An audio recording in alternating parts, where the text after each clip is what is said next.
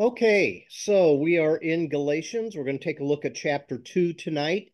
And we have said in previous weeks that we are looking at the context of this letter in light of the context of Paul within the local communities that he's reaching, within the uh, uh, Judaism, Second Temple Judaism, and then within the Roman Empire.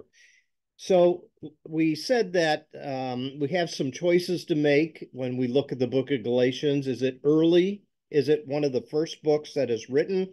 Is it a little bit later? I tend to think that it's probably one of the two first books that is written by Paul, this and First Thessalonians. And this is on the heels of his missionary journey in Acts chapter 13 and 14, where he travels into this southern area of Galatia. Now, I want to ask you a question that'll kind of set up this chapter. I want you to think about for a moment all that you have seen and all that you have done over the last 14 years. I bet there is a lot of activity, a lot of events, a lot of memories that are all a part of the last 14 years of your life. Well, Paul, when he begins chapter 2 of Galatians, just basically says, then after 14 years, which is interesting. He just kind of jumps ahead from his visit the first time to Jerusalem. And this visit here is going to be very instrumental because it tells a story of something that happened in that trip, but it doesn't give to us the context of the past 14 years. And so, if we want to take a look at verses 1 through 10, and we'll get the feel of it, and then we'll come back and comment on the verses. It says here in verse 1 that after 14 years, I went up again to Jerusalem, this time with Barnabas. I took Titus along also. I went in response to a revelation, and meeting privately with those esteemed as leaders, I presented to them the gospel that I preach among the Gentiles. I wanted to be sure I was not running or had been running my race in vain. Yet even Titus, yet not even Titus, rather, who was with me, was compelled to be circumcised, even though he was a Greek. This matter arose because some false believers had infiltrated our ranks to spy on the freedom we have in Christ Jesus and to make us slaves. We did not give in to them for a moment, so that the truth of the gospel might be preserved for you. As for those who were held in high esteem, whatever they were makes no difference to me. God does not show favoritism. They added nothing to my message. On the contrary, they recognized that I had been entrusted with the task of preaching the gospel to the uncircumcised, just as Peter had been commissioned to the circumcised. For God, who was at work in Peter as an apostle to the circumcised, was also at work in me as an apostle to the Gentiles. James, Cephas, and John, those esteemed as pillars, gave me and Barnabas the right hand of fellowship. When they recognized the grace given to me, they agreed that we should go to the Gentiles and they to the circumcised. And all they asked was that we continue to remember the poor, the very thing I had been eager to do all along. So this story, this backstory to the setup of the book and a confrontation that we'll see in the second paragraph that Paul has with Peter is very interesting. Paul is kind of a flying solo. He is an individual that visited Jerusalem first time in chapter 1. He saw James, he saw Peter. It's interesting, maybe some of the things that happened during that brief couple week visit that he had. But one thing that we know for certain is he received this revelation from God, and he did not go to get their approval. In fact, there's no record of him being baptized or authorized in any way in chapter 1. And so maybe he asked questions about those who had seen Jesus up close and personal. But we're not given that. Again, all we're doing is kind of filling in the blanks a little bit of what he tells us. But here he decides to go back, and this time he's going to submit to them after 14 years of ministry and after at least one missionary journey. He goes back and he submits to them the gospel, to those who were esteemed as leaders in the Jerusalem church. And this time, as he goes, he puts himself on par with Peter. It's I'm going to the uncircumcised, Peter's going to the circumcised. Now, we need to ask the question, what is the purpose of this backstory? And I think it is to set up for this theological battle over justification through faith alone in some ways. But I don't think that's the sole reason. I think when you get to the heart of the book of Galatians a little bit later in the book, he is really fighting for freedom more than a theological position of justification by faith. I'm not minimizing that, but that is to lead to a freedom that's going to transform this community so that no matter their gender, status, ethnicity, or background, they are considered one together in Christ. And so let's keep that in the back of our mind as we look at a few of these verses here. So he begins by talking about defending the truth of the gospel here when he talks about presenting it to those that are leaders. And he talks a little bit about his own sense of self-doubt a little bit. I just want to make sure I am not running in vain or I've made mistakes along the way. And this time he takes Barnabas and Titus with him, which is an interesting angle that is happening here. What is their purpose in this trip? It seems as though Barnabas is his right-hand man on the first missionary journey, if you read that in Acts 13 and 14. Titus, though, seems to be Exhibit A, and he is non-Jewish, and he's taking Titus, who is a convert of his ministry, to show that God had been working in his life, and he didn't need to keep the Jewish law. He didn't need to keep those very critical elements of Judaism, such as circumcision. And so in this particular presentation that Paul is making, he wants to make sure that they're all on the same page, which I find interesting that it takes him 14 years to do that.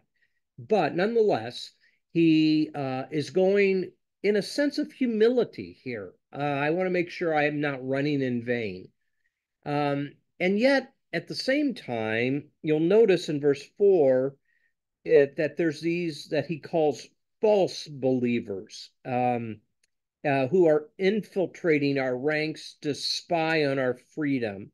It's almost as if these are spies that is doing reconnaissance work for the leaders that are in Jerusalem. And he says here that one of their desires is to make them slaves.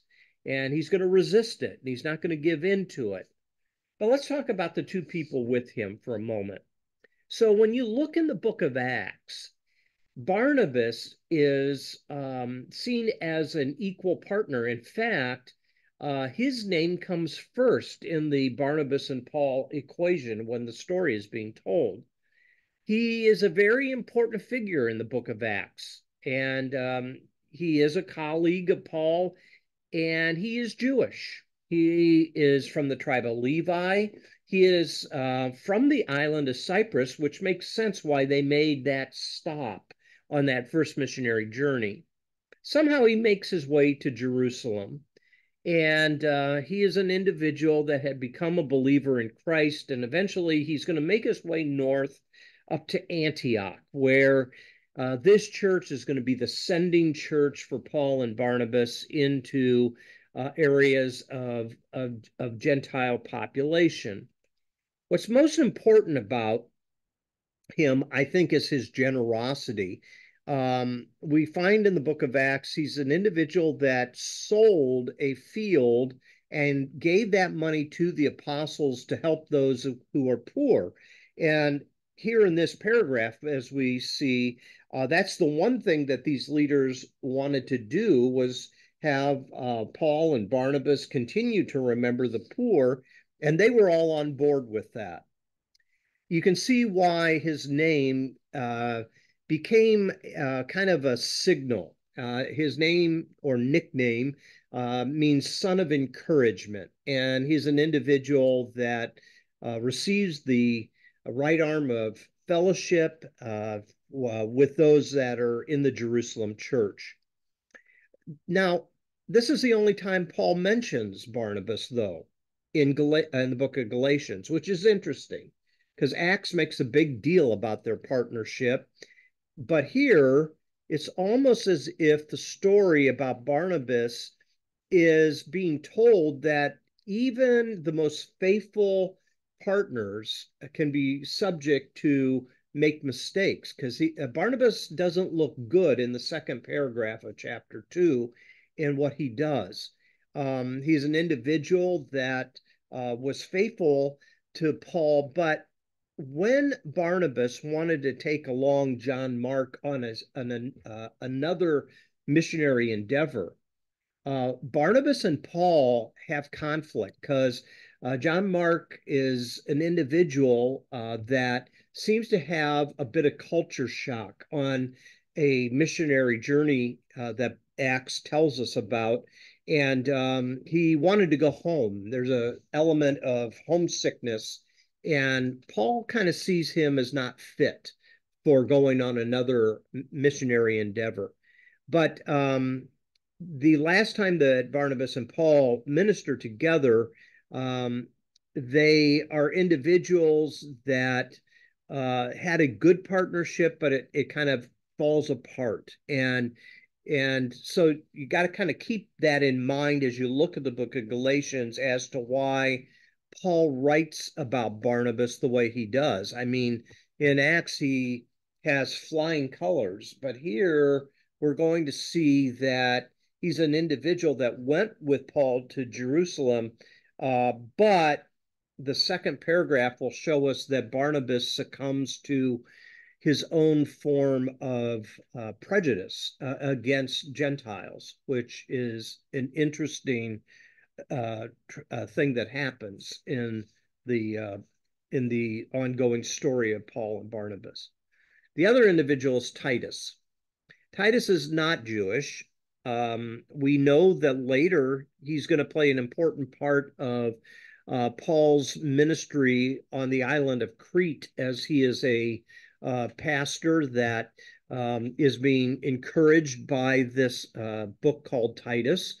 He is an individual that will have a hard go of it, in the sense of Crete is not the easiest place in the world to minister. But here we find that he sort of becomes a case study for whether or not Gentiles need to uphold the Jewish law. He was a faithful believer. He had a true conversion experience, but he was not circumcised, and he did not feel compelled, or at least Paul did not feel compelled, that he had to be circumcised.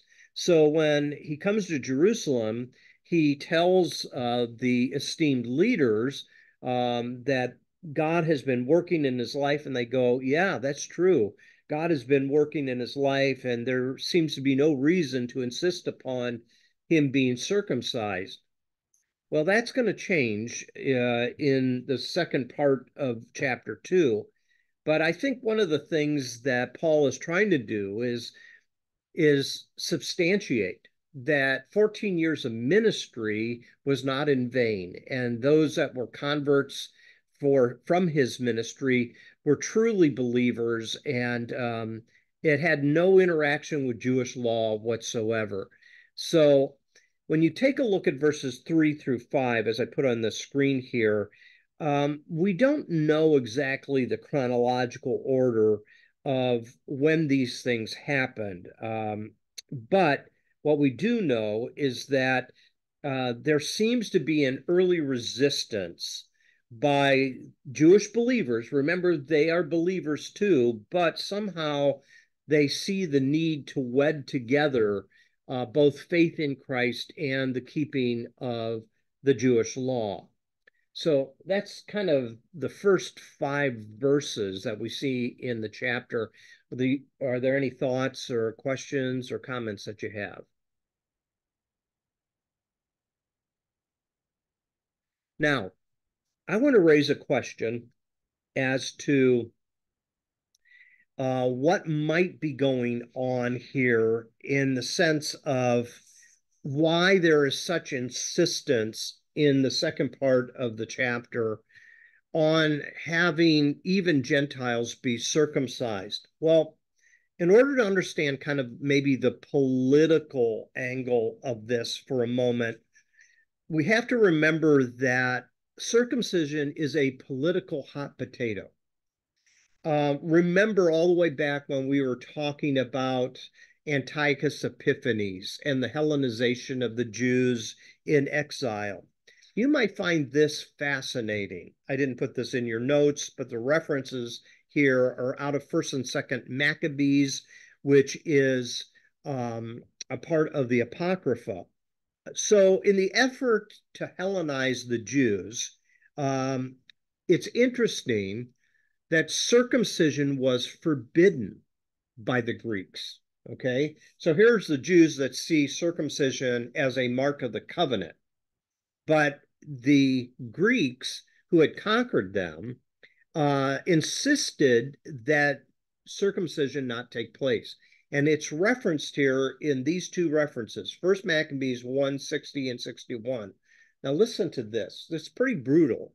According to the decree, they put to death the women who had their children circumcised, and their families and those circumcised them and who circumcised them. And they hung the infants from their mothers' necks. But many in Israel stood firm and were resolved in their heart not to eat unclean food. So notice 2 things are happening here: circumcision and kosher diet. Okay, so they pay a big price for this. So we fast forward to 2nd Maccabees, chapter 6, verses 8 through 10, and you get a very similar pushback from the Greek overlords. It says, at the suggestion of the people of Ptolemy's, a decree was issued to the neighboring Greek cities that they should adopt the same policy toward the Jews and make them partake of the sacrifices to false gods, all right, and should kill those who did not choose to change over to Greek customs. One could see, therefore, the misery that had come upon them.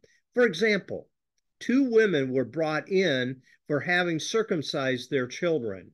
They publicly paraded them around the city with their babies hanging at their breasts and then hurled them down headlong from the wall. So threw them down and killed them because they had violated the Greek orders at the time. So if you can keep in mind how important circumcision is, if you can keep in mind how important the law is in the hearts of the Jewish people, and what the price that they paid to hold to that law, you can now see Paul, who was Jewish, who held all the customs of Judaism, now saying, yeah, they don't need to keep the law. Well, prior to that, if a Jew was to follow, the Gentile was to follow the Jewish God, they had to follow Jewish laws, which included circumcision. So it is a political hot potato that you're looking at that carries over for many, many years. And I think that kind of plays at the heart of this stress and strain that we see in the 2nd paragraph here in Galatians chapter 2. So the Jewish tradition at the time was pretty simple. If a Gentile man wanted to become Jewish, he had to be circumcised. If he wanted to enter the covenant of the Jews, you must attend to the law. You must obey it. The kosher diet, the law about keeping the Sabbath, about circumcision, that type of thing. But that would disagree with what Paul had said about Titus. Titus didn't feel the need to be circumcised. Paul didn't insist upon it either. And so here, this group that Paul names false believers is trying to make a counter case that yes, the gospel does require circumcision. You just can't let it go. And so this brings Paul to Jerusalem, and they're going to try to iron this out. Now, when you look at the book of Acts, chapters 13 and 14, you have missionary journey number 1. And then before missionary journey number 2, in chapter 15, you have what is often called the Jerusalem Council. And that's where these leaders meet and they discuss how much of the law Gentiles have to keep. And it's interesting in chapter 15 of Acts that there's no mention of circumcision, but there is a mention that Gentiles should be strongly encouraged not to eat meat that had been sacrificed to idols as a way of not offending the Jewish population. So we don't know where that Jerusalem Council fits into the book of Acts. Is this trip to Jerusalem here in chapter 2 part of what ends up to be the Jerusalem Council? I don't know. There's no way to really know. But you do have pushback, and he calls them false believers because possibly the motivation could be that there is a threat in their heart about opening up the gospel to a Gentile population. They have not had a good go of it with Gentiles. Babylon, Medo-Persia, Greece, and now Rome are all taking their rights away. And so I wonder if these individuals are saying, let's insist on keeping the law. That will keep these Gentiles out of the circle because of the way we have been treated by Gentiles over the years. So any thoughts there that you have? So there's this rub that's going on early in the history of the churches in Galatia, these house churches, and you're trying to mix Jew and Gentile together, and you find this pushback. It's interesting that Paul names them false believers. Could it just be that they are different types of believers rather than assigning to them that they didn't know Christ? They knew Christ, but probably in a different way than what Paul is insisting. Now, here's something to note. You'll see here in verse 4, one of the things that these false believers, using Paul's term, is desiring to do is to make them slaves. Now, this is a theme, slavery and freedom, that comes up in the book repeatedly. You'll see here it's mentioned in chapter 4 and chapter 5 as well. So these false believers resented the fact that Titus is put on equal ground with them. And they probably did not think of themselves by insisting on Titus being circumcised as if they were enslaving him. That's Paul's assessment. They wanted to make us slaves. I bet that they were trying to say, we're trying to make you obedient and have you follow the way God has already shown himself over history and that type of thing. Paul himself doesn't have a bad outlook on the law itself as if it's inherently evil. In the book of Romans chapter 7, verse 12, he affirms the law is holy, good, and righteous. But the one thing it does is show all the dark sides of people. The law has this way of being a mirror that shows us our faults. And so instead of positioning the law into the role of being a source of wisdom for the people of God, they're turning the law into a source of commandments, especially circumcision, so that it would make an obligation upon the Gentiles. Some thoughts there? Anyone? I think you see this same dynamic that it continues to happen in churches all the time. You know, this is what we believe, and we insist that that's the way you believe. It could be anything from the version of the Bible you use, King James Version only, to baptism by immersion only versus sprinkling. It could be a whole host of things, withholding communion from people that have not been baptized by that particular denomination. If there's a lot of ethnic differences, not recognizing the validity of those ethnic differences from the people that are in power or in charge. So we still see this going on all the time.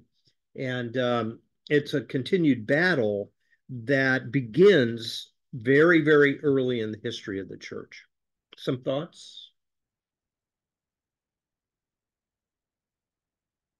So we come now to this second paragraph in the first section, and Paul talks about, again, this flashback narrative of what he did. He went to the Gentiles, he ministered to them, he saw fruit coming out of his labor.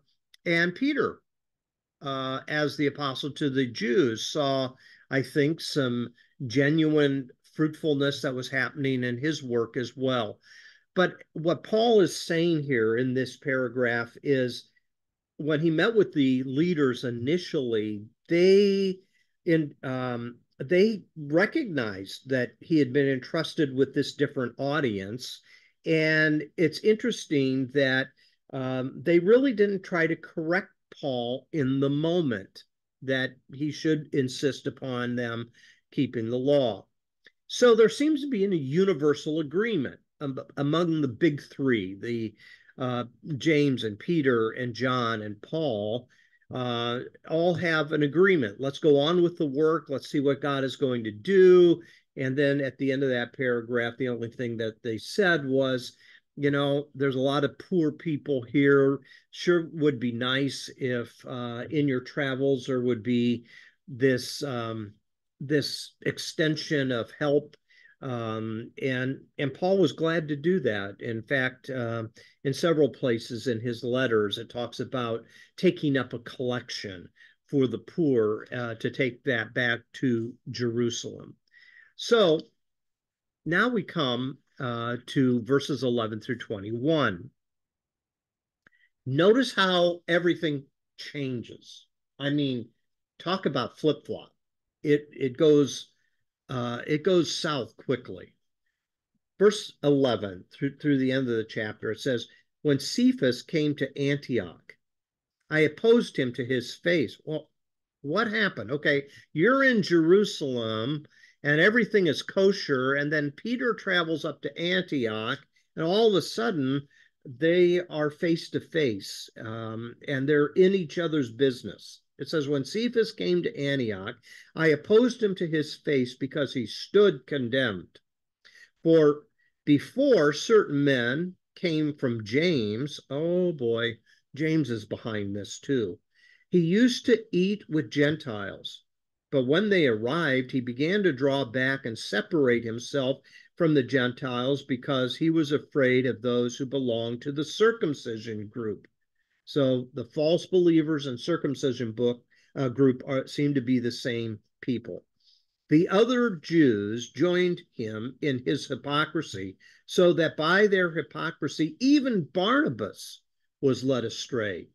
When I saw they were not acting in line with the truth of the gospel, I said to Cephas, in front of them all, you are a Jew, yet you live like a Gentile and not like a Jew. How is it then that you force Gentiles to follow Jewish customs? We who are Jews by birth and not sinful Gentiles know that a person is not justified by the works of the law, but by faith in Jesus Christ. So we, too, have put our faith in Christ Jesus, that we may be justified by faith in Christ and not by the works of the law, because by the works of the law no one will be justified. But if, in seeking to be justified in Christ, we Jews find ourselves also among the sinners, doesn't that mean that Christ promotes sin? Absolutely not. If I rebuild what I destroyed, then I really would be a lawbreaker. For through the law I died to the law so that I might live for God. I have been crucified with Christ, and I no longer live, but Christ lives in me. The life I now live in the body, I live by faith in the Son of God, who loved me and gave himself for me. I do not set aside the grace of God, for if righteousness could be gained through the law, Christ died for nothing. And then next week, SD, we come to verse 1 of chapter 3 that you've been waiting for. You foolish Galatians, who has bewitched you? So here, this second half of the chapter tells us about this confrontation between Paul and Peter. And here we find an articulation also of what Paul's gospel is all about. It's about being made right by faith. It's about being co-crucified with Christ and giving ourselves in service to Christ. But according to Paul, it seems as though Cephas here, Peter, is caught in an act of hypocrisy. However, for James, who seems to be working behind the scenes, is kind of reneging on the agreement that they had, they're not going to pressure Gentiles to be circumcised. It seems as though Peter had been pressured to toe the line, and so he starts withdrawing from Gentiles. And he didn't have any problem sharing a meal and fellowship with Gentiles prior to this political pressure that's being applied to him. Then Barnabas gets pulled into it. Remember, Barnabas is Jewish, Titus was not. And it seems as though Peter, who's Jewish, is somehow affecting Barnabas in all of this. And it seems as though Barnabas, who has already seen the fruit because of that missionary journey, is kind of betraying his own inner conviction that, yeah, these people are coming to faith and they're turning from idols to follow the living God.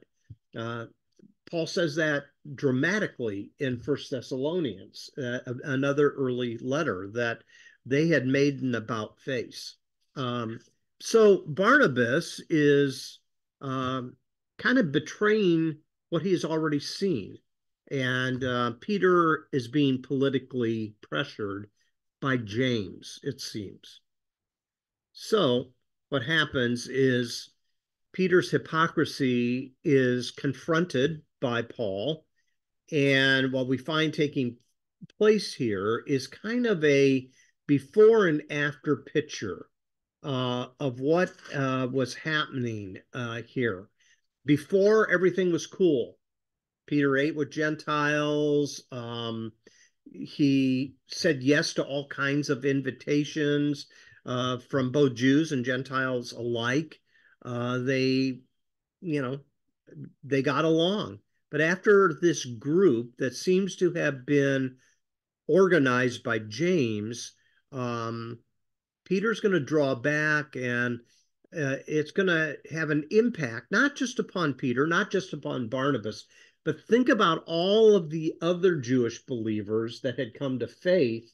Is it going to have an effect on them? Are they going to be pulled back as well? So this has a way of snowballing here, one affecting the other, that eventually leads to basically a retreat from freedom back into what Paul considers to be slavery to the law. So I call the group that came the James gang. They're the individuals that are pressuring the group to fall in line. Now, I wonder, and we're not told exactly their viewpoint upon the ethnicity of Gentiles. Paul didn't seem to have a problem with them. He didn't view them as second-class citizens in the kingdom. But I don't know about these others. I don't know if, again, all of the cultural and historical baggage that they had been carrying all these years caused them to always look down upon Gentiles and say, you can never trust a Gentile. Think about that in race relationships. It's interesting that when one group does something to another group, there is never any reconciliation. There's always hesitation and there's always suspicion, it seems. And I think that's why we also see a lot of lingering effects. Even when peace agreements are made, there's still not a trust factor there that that you know that should be there, I guess. So all I'm saying is I think it's difficult at times to let go of inbred hesitation and racism and suspicion that we have of other people that we've had a bad experience with. Any thoughts that you have there?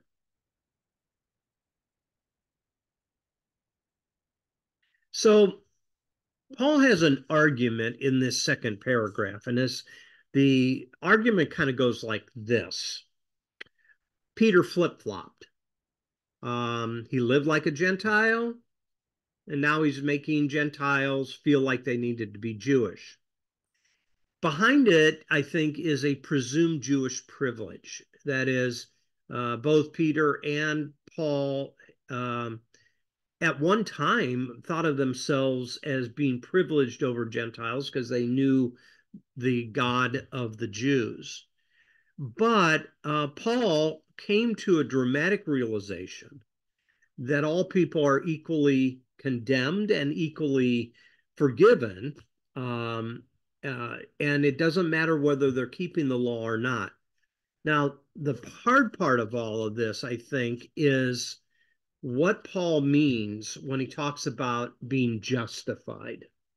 So you'll notice in the chapter here, if you come down to verse 15, it says, we who are Jews by birth and not sinful Gentiles know that a person is not justified by the works of the law, but by faith in Jesus Christ. So we too have put our faith in Christ Jesus that we may be justified by faith in Christ and not by the works of the law, because by the works of the law, no one will be justified.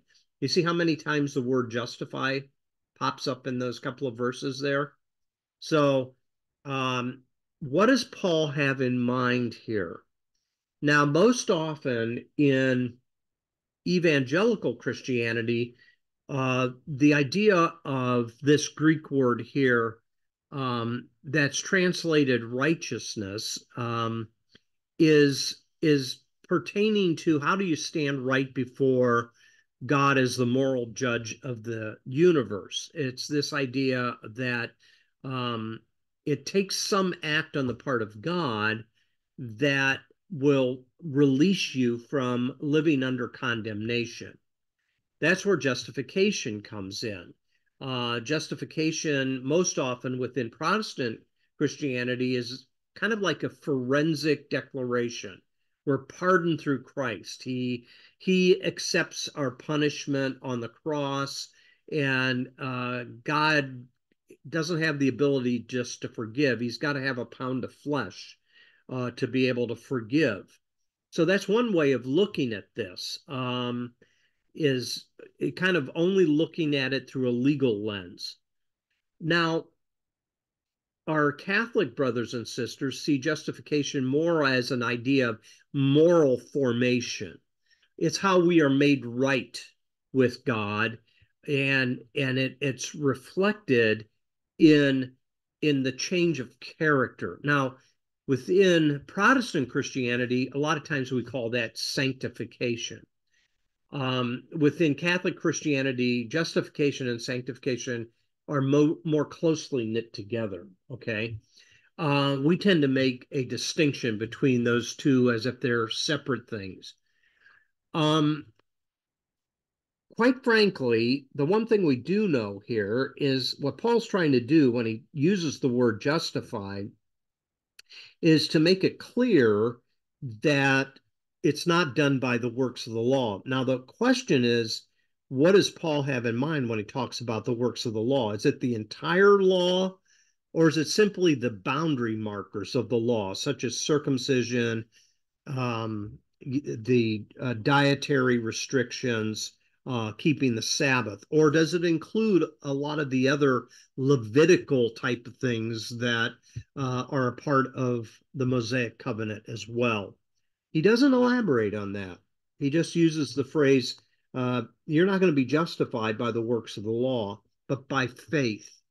And that leads to a third understanding of this idea of justification. Justification is the establishment of a right covenant relationship where a person lives in fidelity to God and neighbor.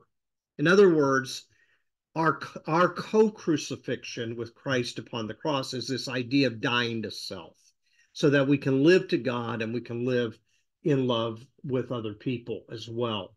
So there is a lot of ink that has been printed on trying to get to the heart of what Paul has in mind when he uses the word justified. Old school is this forensic legal perspective, but there's been a lot of very, very good commentaries and research that has been done.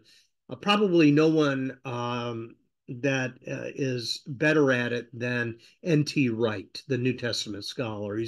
He's written, I mean, hundreds and hundreds of pages on this, and it goes beyond our means here for an hour Bible study to get into it. But anyways, that's at the heart here of how is a person justified, whatever that means, whether it is moral formation or whether it's covenant fidelity to God and other people.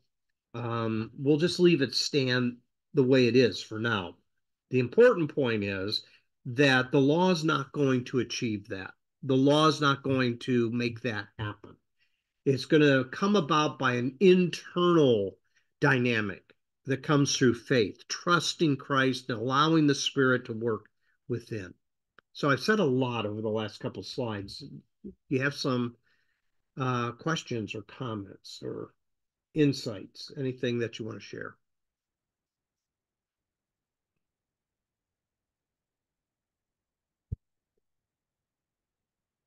So his basic point is this: the law cannot make a sinner right with God.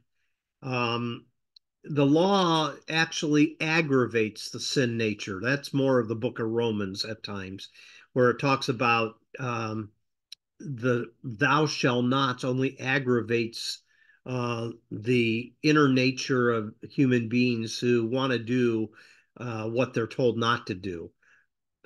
Verse 17 is interesting here. It says, but if, in seeking to be justified in Christ, we Jews find ourselves also among the sinners, doesn't that mean that Christ promotes sin? Um, Absolutely not. He's trying to build a case here where I think he is talking about if you go back to the law, it's going to make what he received by revelation from Christ um, a way of promoting sin to go on in freedom. And he's emphatically going to say, absolutely not. If I rebuild what I destroyed, that is, taking down the law as a way of being right with God, then I really would be a lawbreaker. Because if the law is the way you get right with God, how dare I tear that down? So it's a little bit wordy in the way it's stated here, but I think what he's saying is if I go back and agree with you and saying that you got to keep circumcision, keep the law to be made right with God, then what am I doing? I'm saying Christ is promoting sin because he revealed to me that faith is what sets a person free. So the law is what humans do. Justification is what God alone can do in and through human beings. And I think that's really kind of the point that Paul is trying to make here is, um, you know, I know, I've seen it firsthand. I've seen the fruit of it. So here's a couple of things to consider. The gospel, Paul's gospel, which is a new entity at this point, historically speaking, um, is announcing a pretty radical departure from the Jewish law. And it seems as though, at least I think what he's saying is the gospel has a way of breaking down those forms of religion where a lot of self-righteousness and even prejudice can develop because we think we're the ones that are right. We got it right. Everybody else is wrong. And so maybe a way to think about that is religion concerns our journey to God. In other words, we put all these steps on the ladder on how a person is right with God. But the gospel, it seems, is God's journey to us, that he breaks through those religions and helps us to see that it's grace and grace alone. Thus the name of this study, Gracepoint.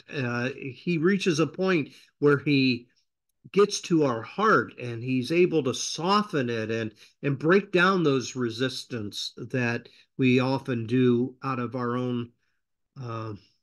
out of our own self-interest. So we might say Paul's gospel's always on the edge, and I think that's why people got nervous with Paul. He's not going to define God's people by the law of Moses anymore.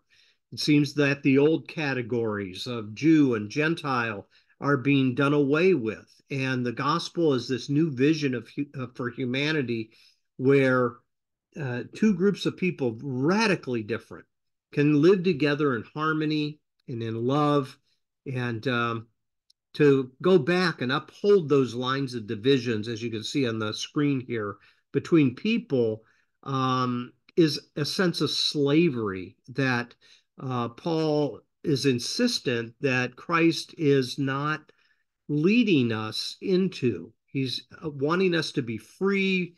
And even though we like rules, Christ likes grace. And yeah, I think that's important for us to keep in mind. So we might put it this way. Here's the last slide I have for you for tonight. Displacing grace is a disgrace.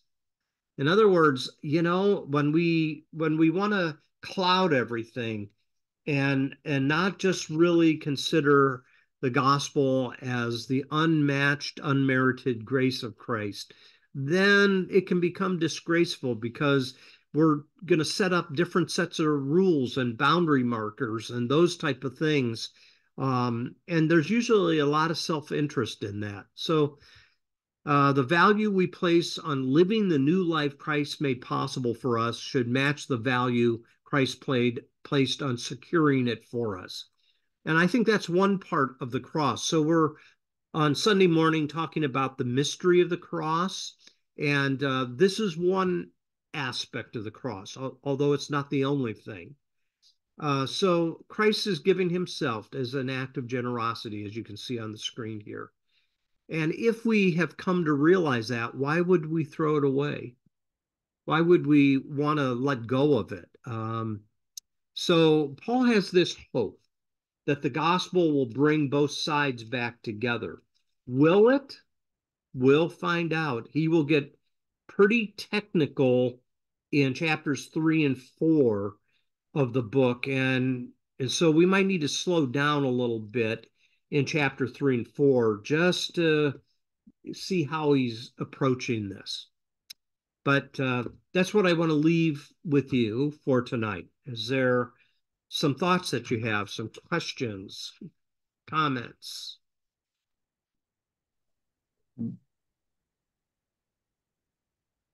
No? Okay. Well, you made it through the easy part of Galatians, chapters 1 and 2. So chapters 3 and 4 will be a little bit more difficult. but we'll slow down enough to really kind of tease it out. I ran through chapter 2, but I mean it's a setup for the more difficult part of the book. But all right, then I'm gonna call it a night, and I want to thank you for being with us, and I hope you have a great rest of the week. You Thank too. you. Thanks. Thanks, Larry. Good Thanks. night. Good night.